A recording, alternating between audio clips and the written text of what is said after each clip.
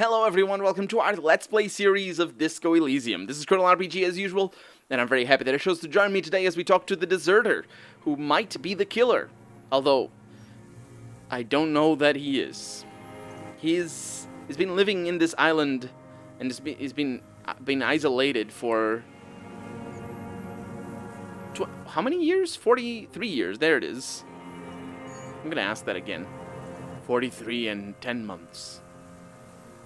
That's insane. It's not how a human being should live, but I had to. He grimaces in clear pain. Or clearly in pain. I couldn't just forget. I couldn't just forget what I saw. What have you been doing during all this time? Hiding, fishing, waiting. He looks across the water. Two police officers step out of the Whirling in Rags cafeteria. Satellite officer Jean-Vic Mer inspects giant letters across the plaza mosaic in dark red government-marked heavy fuel oil. Patrol officer Judith Minot points west. The fishing village. She glances over her watch. We meet in 15 minutes. It's a 10-minute walk. The officers go, leaving behind the writing, still smelling of petroleum.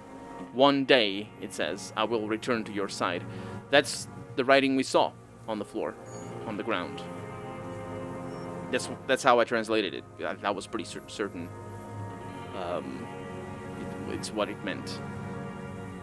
Always waiting, the deserter says, as he turns his eyes from the shore and back to you. For what? For her to return. Her who? Asks Kim. Girl, child, revolution.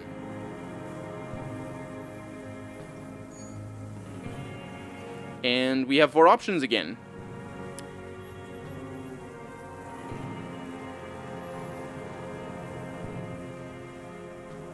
I'm not sure what he means, girl, child, revolution. It's just...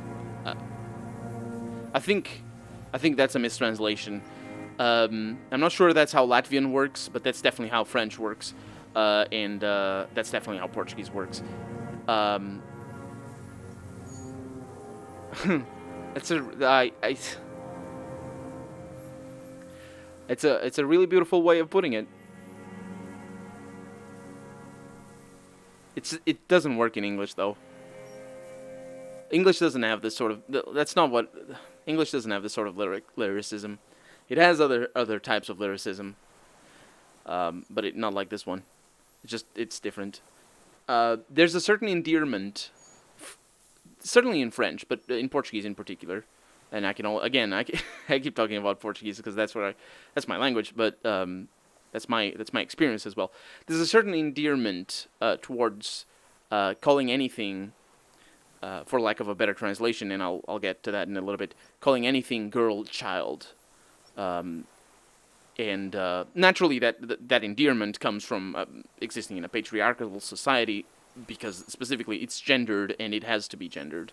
But also, I say coming from a patriarchal society, and by that I mean that women are seen as something to be protected. And the reason why it's from a patriarchy, it's because that protection is achieved by reducing their rights. But that's not really here or there. It's not really what the conversation here is about. I'm just trying to explaining it because this doesn't happen in English. In this way, it does happen in English in other ways. Like for example, something that English has that Portuguese doesn't have, and I don't think French has either, is usually treating cars and means of boats work the same. And we've talked about it before because I think a boat was referred to as her, and using that pronoun, specifically gendering the boat or the car, machines in general, I think it is, like, correct me if I'm wrong, but my idea of it is that it is used as a way to sort of certainly personify the give a little bit of humanity to the machine for sure, but also invoke a feeling of protectiveness. So I think that's where it comes from. It comes from the same thing. It does happen to be the case that in English it's a lot more worrying than it is in Portuguese, that gendering, because obviously it's the gendering of it's recurrently the gendering of machines and inanimate objects. But in Portuguese it does happen. For example, one of the and probably the only example that that I can think of at the moment of using girl child, and we'll get to the translation in a little bit, for a thing here in Portugal is for our capital, Lisboa. Lisbon is how it's called in English, and calling it menina. Menina is how you say it's niña in Spanish, and it's, how do you say that in French? I probably should know how you say that in French. I don't know how to say that in French. Although if the game has said it already, I probably missed it actually, because I have not the slightest idea. I don't even know how to say boy. I know how to say and femme. That's men and women and woman. Femme can mean women as well as woman. It's pronounced the same, the plural and the singular, because that's how French works. Lovely language, but that's where it comes from. It's the conjunction of gendering as well as being a child that creates that sort of longing, and that's longing in the sense of like missing somebody. And the word in Portuguese, I'm thinking of the word in Portuguese. It doesn't quite work the same. Saudade is the word here in Portuguese.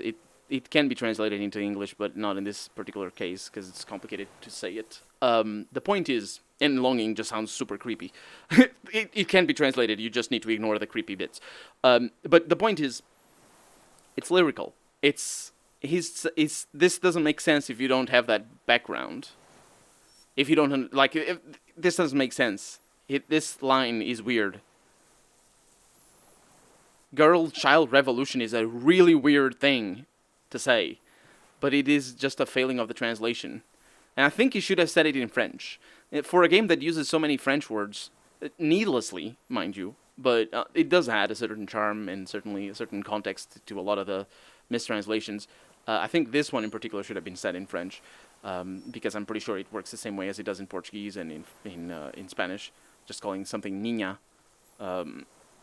it's different than just calling something her.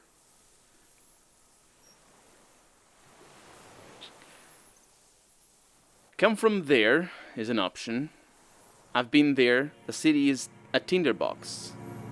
It may still happen. Or this one, I've seen it. Capital is too powerful. The rich are very well organized. Actually, I don't think that's... I mean, yes, they are.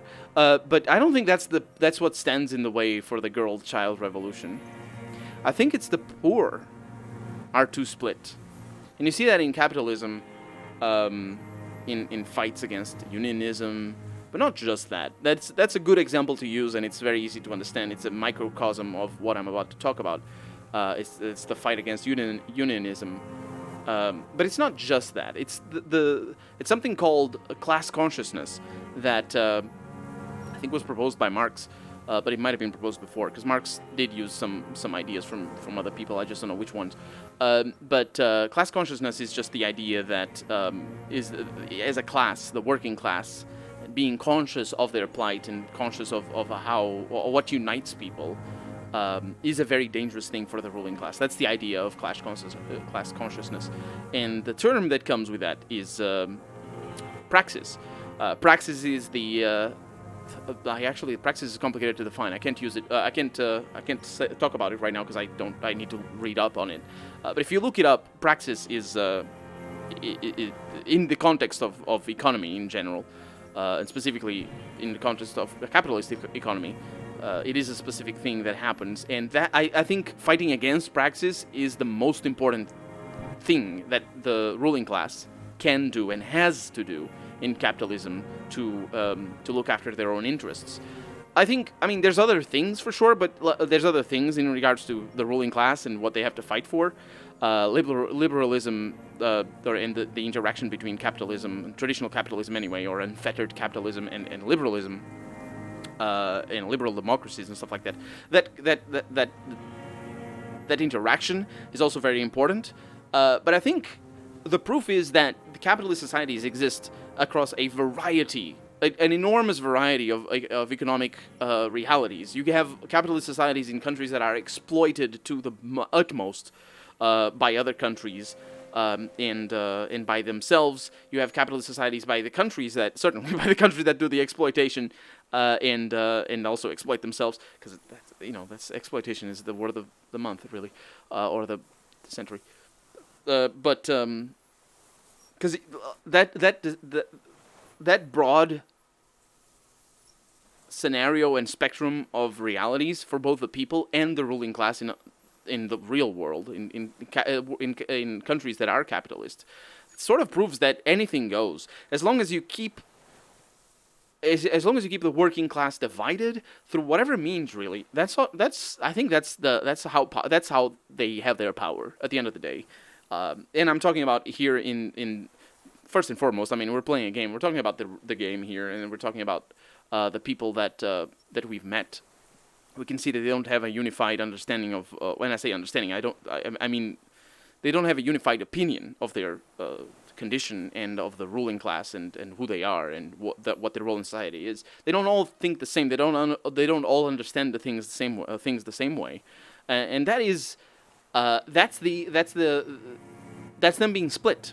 If somebody says we should unionize, there's going to be people who say no, we shouldn't. And the ruling class doesn't even need to, bust some unions and do all the things that they do in real life. Hiccup, I'm sorry.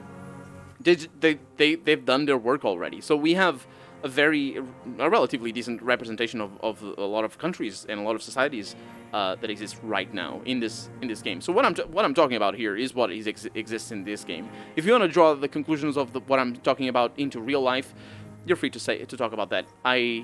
Or you're free to think that. Obviously, my own understanding of what in the subtext, specifically my own understanding of the subtext of the game, comes from my own understanding of the reality that we live in. But that's not what I'm talking about. But still, anyway. Then I do draw from history because we need to talk about examples. Otherwise none of this makes sense. I'm gonna say this one. I want to see. This could be also understood as sort of a giving up, which makes sense for my character, which is part of what drew me to it, as well as the other ones being a little bit naive, to be honest. But it can be understood as a sort of like a.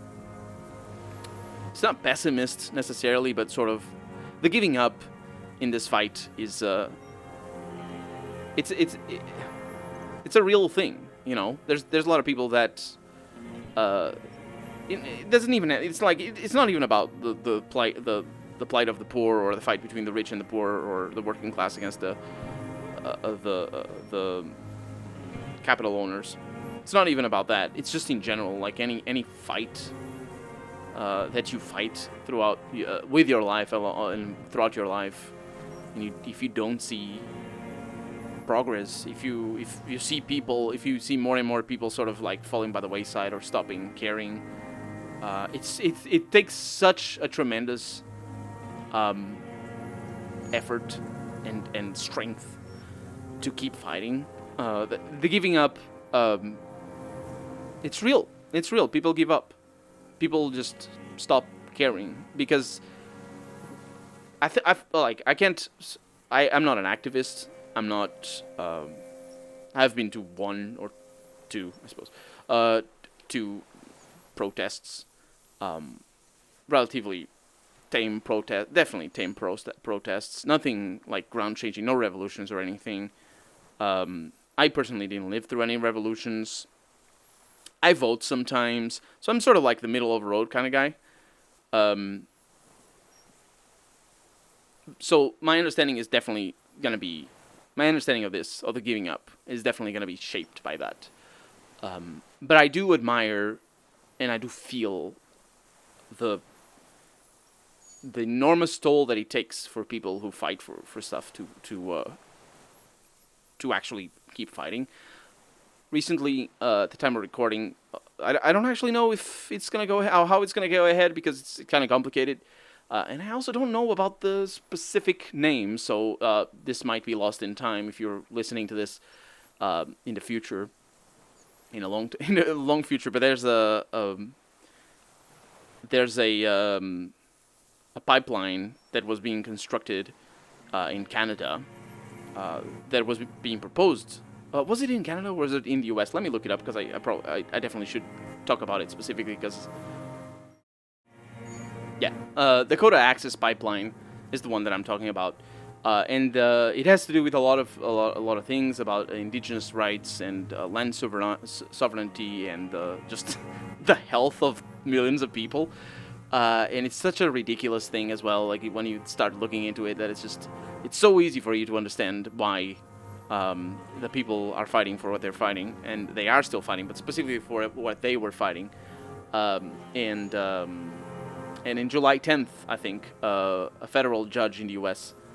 Rejected a request that made sure that the Dakota Access Pipeline is not going to go ahead. And I was watching. This is the sort of stuff that probably, definitely already has documentaries, but it's probably going to have even more documentaries written and made about it, and just sort of very, very important because people have dedicated their entire lives to this sort of fight.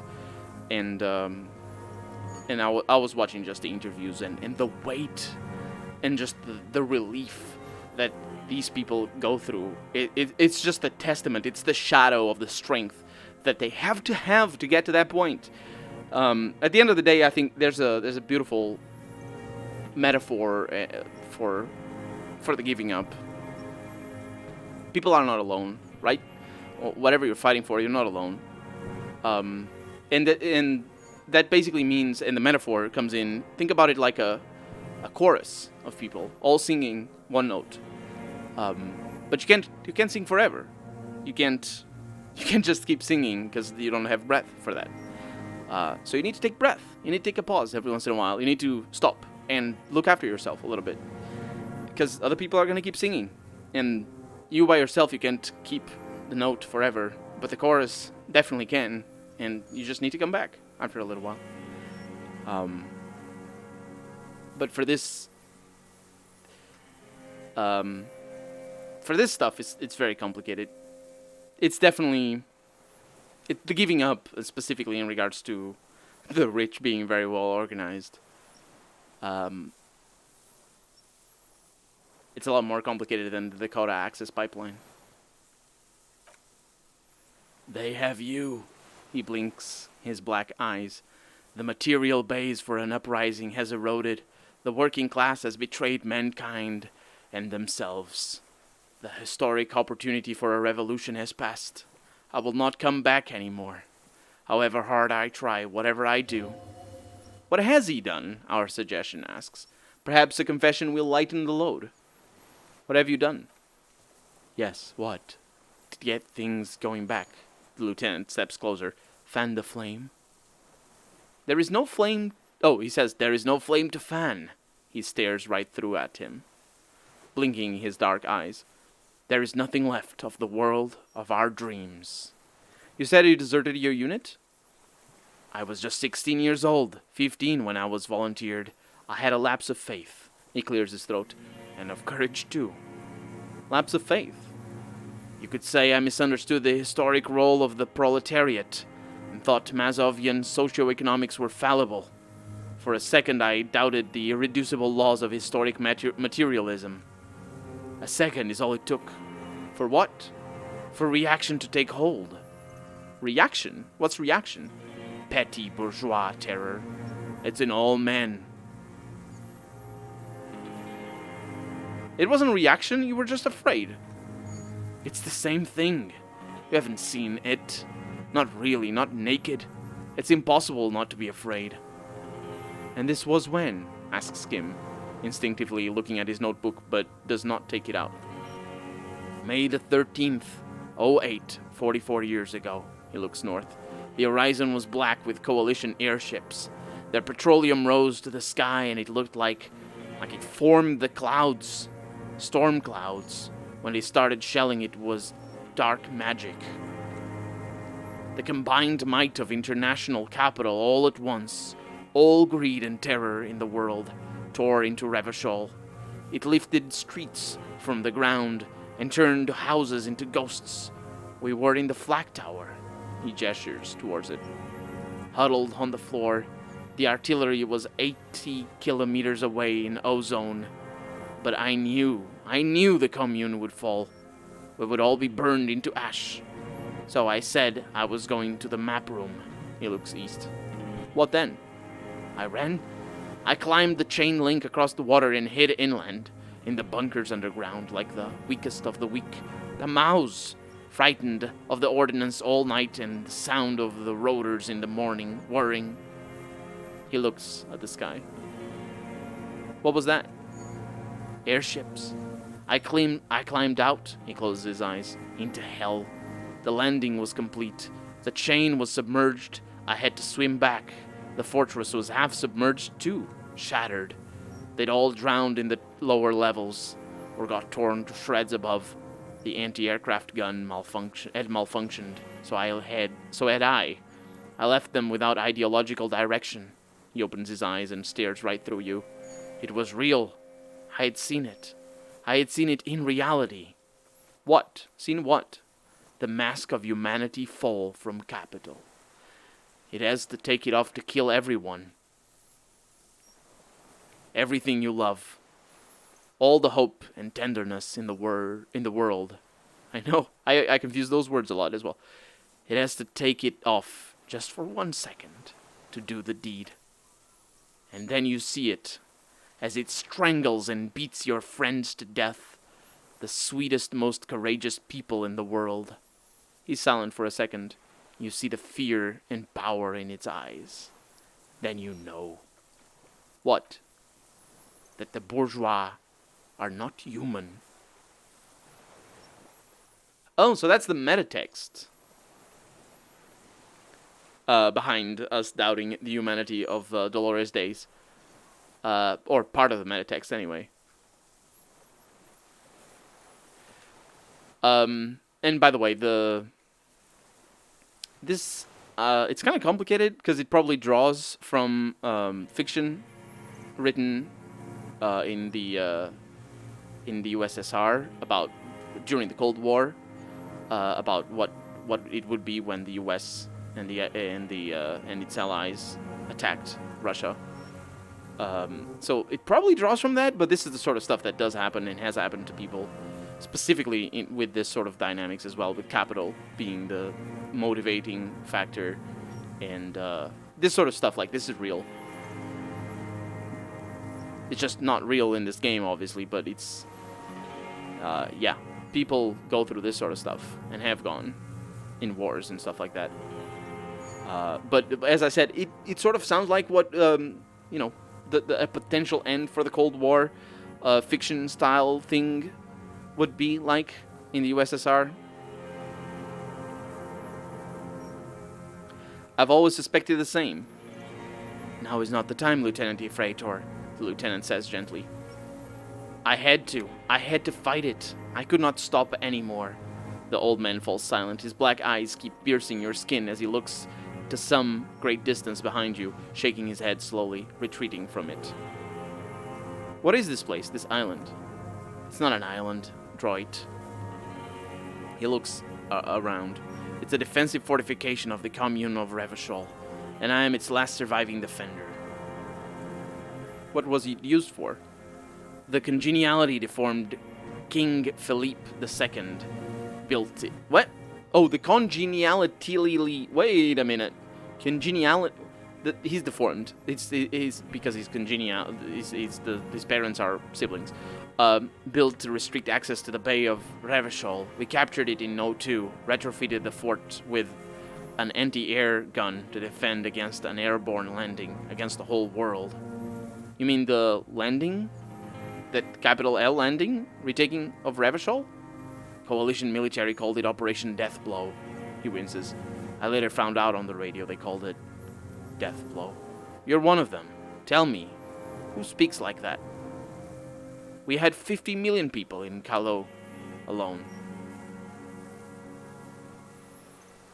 Coalition military. He shakes his head and says, Iblis. Iblis? The black-eyed angel. He nods. How have you survived all this time? How does anyone survive? He looks at his worn running shoes. I steal. What do you steal? Supplies, vegetables. I collect rainwater. It's the life of a dog, not a human being. He coughs. once more and then puts his hand on his belly. How is your health, Mr. Dross? I've been throwing up blood since winter. Red, like beetroot. Been passing it in stool, too. He does seem frail, gaunt for his age. More like 76 than 65, says our visual calculus. And I have no idea what his age is, because... What does that... How do you know his age? If he looks old, he's old. It's like... This sort of stuff, I can't... this keeps coming up in games, and I just can't. I just can't with it. It's... What the heck are you seeing? It's like, oh, I see a very old woman that looks very young for her age. Well, I guess she's a young woman then. Trouble putting on the weight could mean cancer. Yeah, it probably is. Throat cancer could be, but it could be multiple. Could have metastasized and could be just lung cancer. Probably not, because lung cancer is very fast. But if he's coughing, anyway. The RCM can provide medical services. You need to be looked over. I need to die. A droll smile stretches across his mouth. You don't have medical facilities, you have guns. That's all they give you. Toy guns. How have you coped mentally? I haven't. I have holes in my brain. Years missing. Others filled with pain only. A decade of. His eyes roll into his skull and back. I don't even know what. Inferno? I'm gonna say nothing. I'm gonna notice that the lieutenant is about to say something. I would imagine it gets tremendously difficult, mentally, to live in isolation. Traitors. It's better alone. He nods towards Martinez. I watched the people of this city turn the lights back on, more and more each year. Ruins glimmering in the dark like a fucking merry-go-round. That's disgusting. He looks down at his shoes, his face perched from the sun and the wind. Or parched from the sun. There's a wince of pain in there somewhere. Are they not heartbroken? How could they have moved on? That's what he's thinking. That's our empathy saying, but that's what he's thinking. And our episode is done. So that's what I'm thinking. So for right now, I'm Colonel RPG, and this has been Disco Elysium. I really hope you've enjoyed it, and if you did, go ahead and leave a comment. Like the video if you want to see the next episode come out sooner rather than later. But above all, thank you so much for watching, and I hope I'll see you next episode. Bye-bye.